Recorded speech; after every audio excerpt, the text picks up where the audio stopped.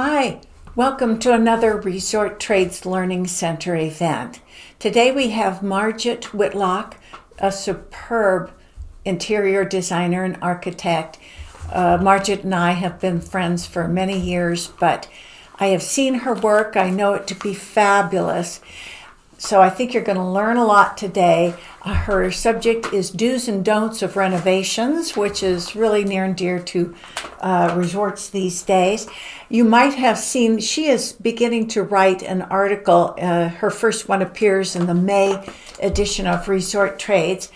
She is writing the Design Corner articles.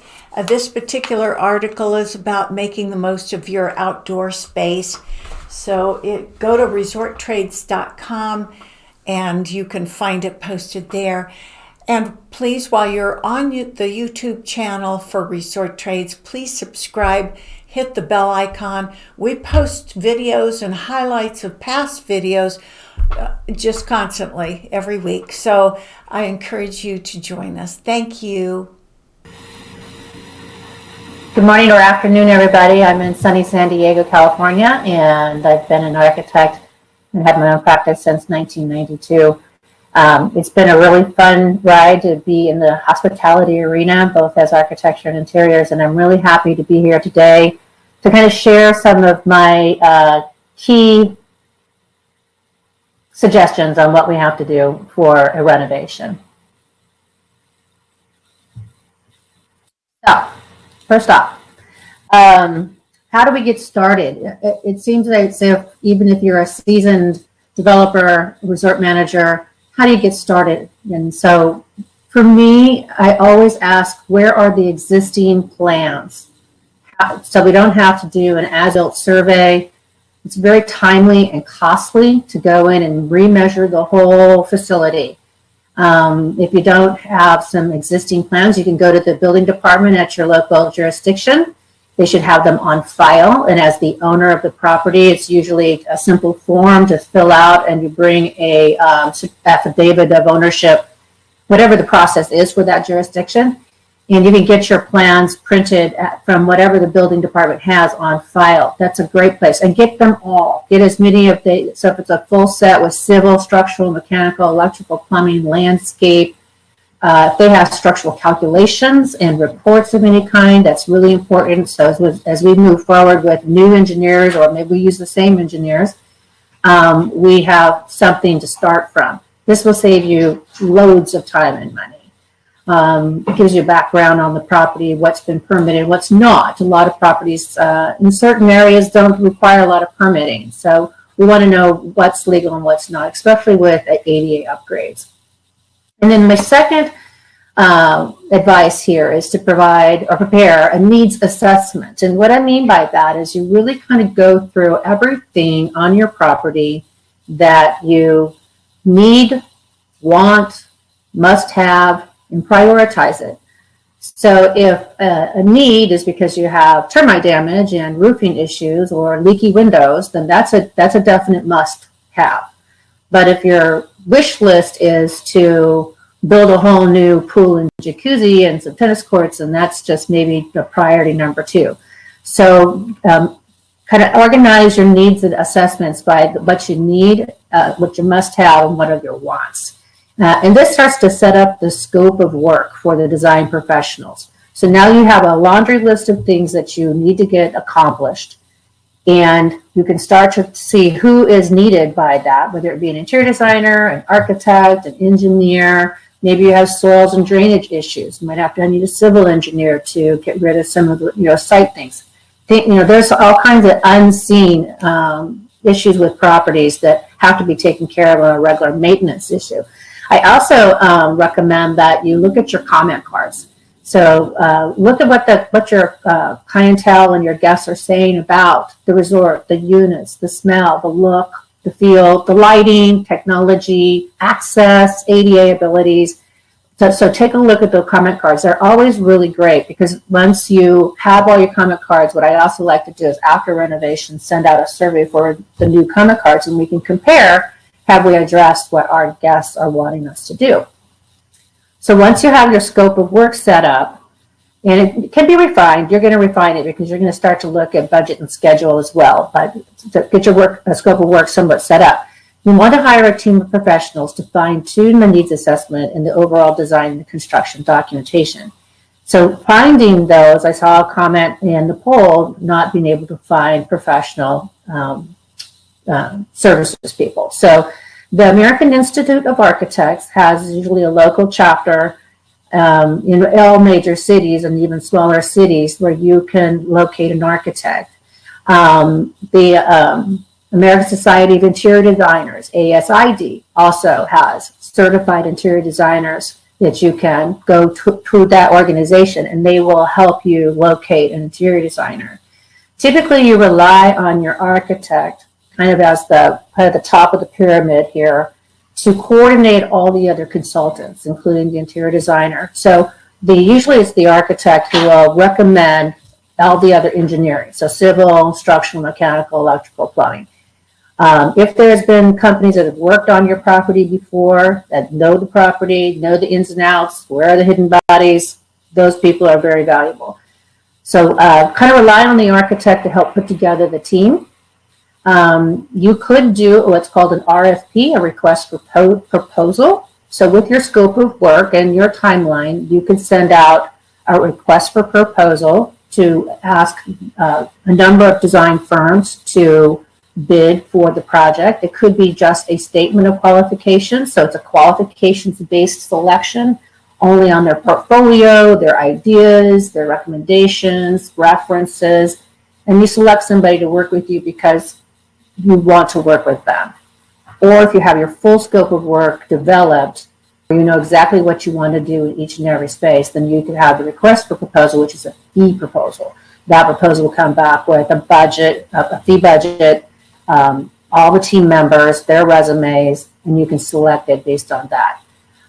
So those are kind of two ways to go about looking at hiring professionals, either qualifications-based, relationship-based, obviously, or a fee-based. That would be the request for proposal.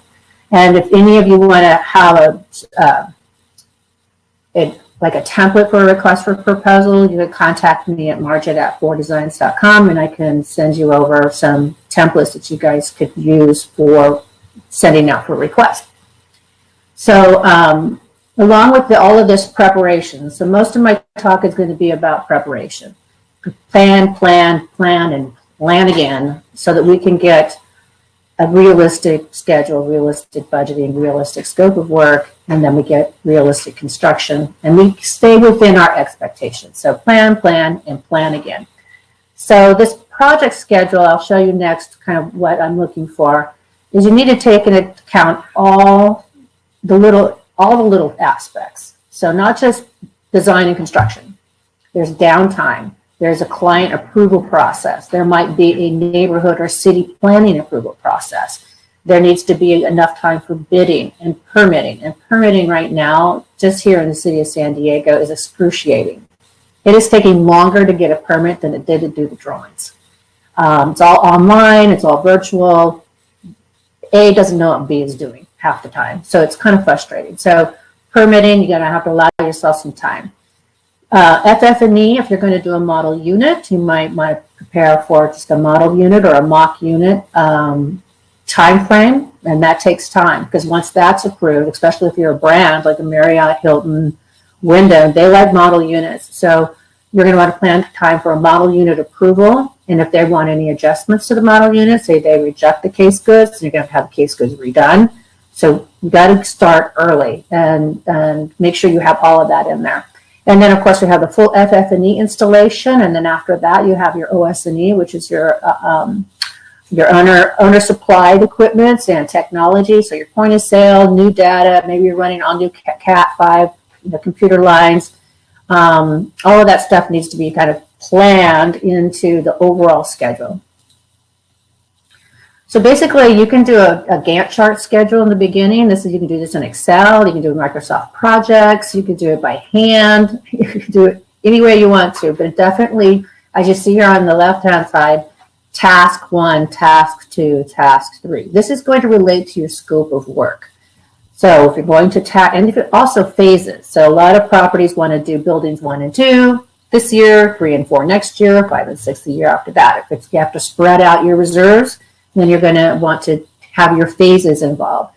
A lot of that, some of that maintenance work, which is roofing, windows, doors, that kind of stuff, that has to be kind of put into each of those phases, unless you're going to do all the roofs at once. It might be more economical to do all the roofs at once. It's not interrupting the outside or the inside. So those are kind of things you want to talk about with your design professionals, and then finding out how you're going to do the phases. Like I said here, you're going to do get all your existing plans. You're going to prepare your needs assessment. You're going to prepare your scope of work. You're going to prepare your request for proposal, the RFP to engage your designers. These all go into the schedule. So it's not that you've just done, needs assessment and now you do a schedule. You may want to just start out and say, okay, in 2023, in summer, we can shut down for X amount of months and do X amount of work.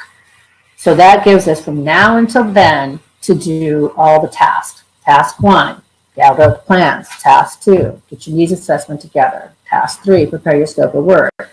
4, engage your professionals.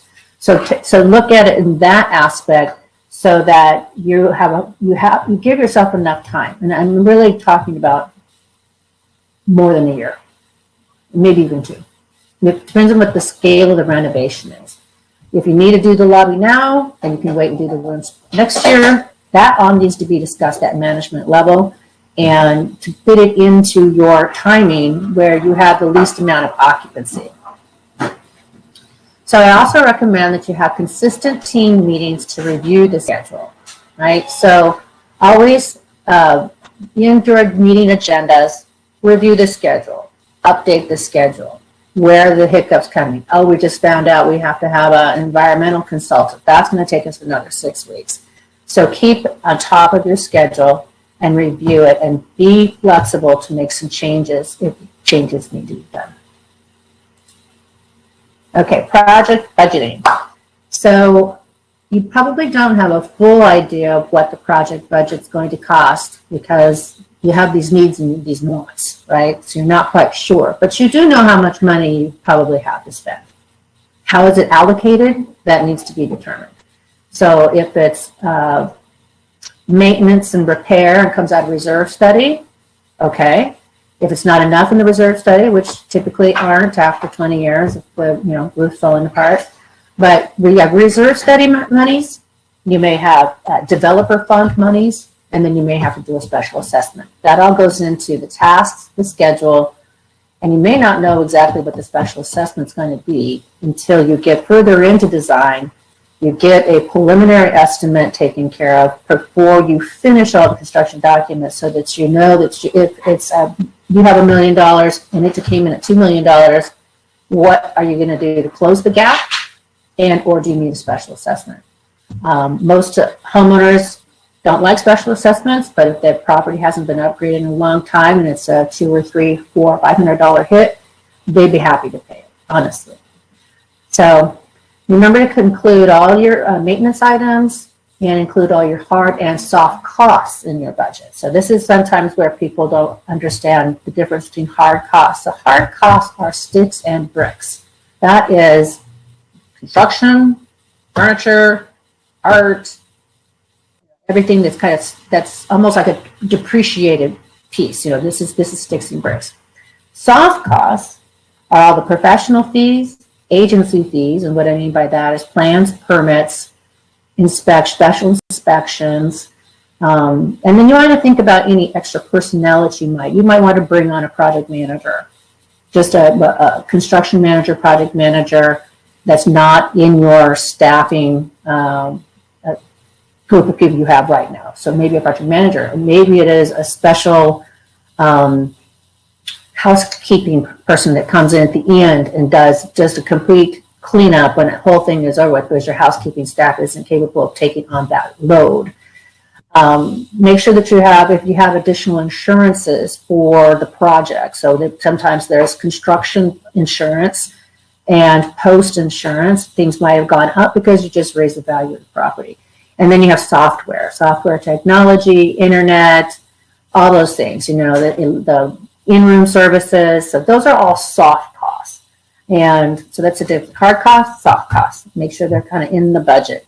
Some of these are internal, obviously. So there might be a budget that you give to the design professionals. It's about the sticks and bricks and hard costs. And you have the soft costs that you talk about internally with your GM and your owners, your board of directors. You don't have to share everything, because I think sometimes those soft costs are really more your business, they're not theirs. So they don't have to get involved in all of that. So just word of advice. Doesn't have to be all on the same budget, but some set point, it's a tab. You got a tab for the hard cost, tab for soft costs, and you got a subtotal which you can share with those that need to know. So definitely have your professionals team weigh in on this budget and start to refine it. So as you get into your team meetings and you're reviewing your schedule, then you're going to have a budget review. And I suggest that we break our projects down into schematic design or conceptual design, 1, design development is 2. And that gets you to about a 45% complete on the project. And then goes into full construction documents and then bids and permits. So at that design development level where you're about 45% complete, you know the plan, you know the basic finishes, you know it's carpet or tile, you may not know the exact tile. You know that you're demoing out the ballroom and you're putting in a completely different thing. You know that you know kind of where you're at. It's good time at that time to make a budget evaluation. Okay, we had $1 million. What is it now? It's $1.2 million, or is it 800,000? Okay, we're on track. Where are the hiccups? Or if it's so far over budget, where do we value engineer, or do we go into more phases so that we can get this work spread out over a longer period of time? There comes the schedule. So you can see how all of these things are kind of working together. Scope of work, schedule, budget, and you don't want to get to the end of the project with all the drawings done and all the beautiful renderings. Everybody's all excited, and the thing is 50% over budget, and everybody's just mad. So we don't want to get there. We want to have a fun time while we're doing our renovation and the design work. We don't want to get to a point of disappointment because, one, we're not meeting our expectations, or we're making the wrong assumptions. So plan, plan, plan, and plan again. I know it's kind of boring, but it helps in the end.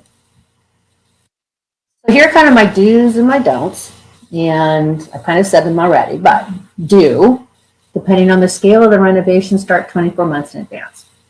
Even if it's the first discussion and you're only gathering information and planning for it, and you say, okay, we're going to really launch this project in 18 months because we think that's doable, but start ahead of time. Really start ahead of time, because you just don't know what's going to happen in the whole process. Get your needs assessment done. Use your comment cards. And I would interview housekeeping, and I'd also engage sales and marketing. So sales and marketing and operations usually have completely different agendas, right? So sales and marketing has great ideas. I always include them because they are looking at competitors' properties. They're trying to sell this project, so they know what's out there and what other people are doing and not doing. Or what does the chatter come from the client when they're in the sales product? Oh, well, they like these kinds of amenities, or they would buy here if they had this kind of setup. So talk to sales and marketing, and then stay on track. So don't wiggle off any of these kind of planning agendas, because that's when you spend more money than you need to, you waste more time than you need to, and you get to a point where you're feeling it's unsuccessful. And that's not where we want to be. We want to be successful, so stay on track. So part of the don'ts is to don't start with no plan. Probably heard me say the word plan way too many times. Let's not start with an unrealistic time frame. Back to that schedule. If you can get into this project with enough time, believe me, it will be much better. And of course, the same thing, don't start with an unrealistic budget. You only have $500,000, that's all you have. You're probably not going to get everything you want, unless it's a small project. Don't do it in-house. And this is my favorite thing. I got a guy, right? I hear this all the time. I got a guy, he can do the electrical. I got a guy, he can do the plumbing. My brother-in-law's cousin's brother-in-law's sister can do the plumbing. I got a guy. If I hear I got a guy from my clients, I just go, oh, no, no, no, no, no, no, no, no, no, no, no, no. You got a guy, I want to see their professional credentials. So don't do it in-house and hire some professionals to help you, right? Don't forget about the short-term, long-term maintenance stuff. You can't neglect it. And it really needs to be looked at annually and prepared for. And then the big one is don't wing it. Do not wing it. Don't think that you can just kind of roll into this thing without a process, because it will not be successful. That's what we're setting ourselves up to be, is success. Right? Here's just some of the small talking points I made today. So, you got to get started as often as is the biggest hurdle. So get started, it's a big hurdle. Start with their, gathering up the plans and finding out what is it that you want to do. And spend time with your key players in your organization and make a commitment to strengthening your market position with thoughtful and engaging environments. So your end result is to deliver on your promise, right? Your end result is to deliver on your brand promise. You promise to be the most exciting, lovely, comfortable, family-oriented property you'll ever want to stay at. What is that? And how do you manifest that through thoughtful design and this whole process? Remember, your renovation strategy is a long-range plan, so review it.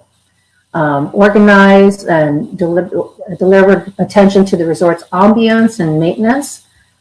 Stick with your budget and always have a 10% contingency. I really should have put that in on the budget discussion, but always carry a contingency. There's always going to be some kind of hiccup. There's going to be something, especially with older resorts. There's always something. Some beam is sagging, you didn't find it until you tore down the ceiling. Or the electrical wiring is all messed up because it was done 30 years ago. You don't know. So you're going to carry a contingency, and I put in 10%. So the larger the budget, we could have a 5% contingency. So if we've got a $5 million budget, you could put a 5 in. If you've got a $500,000 budget, you might want to put in 10. So kind of gauge how much you can put in for contingency. You don't have to spend it, and hopefully you don't spend it, but you keep it. So stay calm, have some fun. I'm available to help. I have a free consultation offer that's in the in the offer section. So give me a ring, shout out, give me an email. I'm here to help. I can review budgets for you or schedules, or help you with professionals, finding a professional, whatever it is, just give me a shout. Thank you so much, Margit. Harry Van Sciver wanted to know if For Design is available as a project manager to coordinate all of this and work with the general contractor.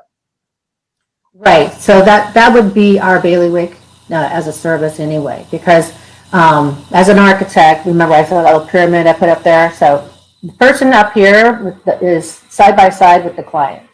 These two people, architect and client, start the project usually together, go through the whole process, interview, select contractors and other professionals, go through the FF&E budgets, go through the installation process, go through the soft openings. I'll review your branding. We'll make sure that we're staying on brand with everything that's going on. So yes, we will do that. And thank you, Margit. Thank you. Done a super job. I'm Sharon Scott Wilson, publisher of Resort Trades. We have been bringing you free videos in the hopes that we can help solidify the timeshare resort community and provide you, vacation ownership professional that you are, with some useful information. So when you hit the like button or share or comment, you're helping yourself too to be more integrated into the community, helping others get to know you. So be an influencer, subscribe to the channel, hit the bell icon so you'll be notified when we post a new video. And thank you. Good luck.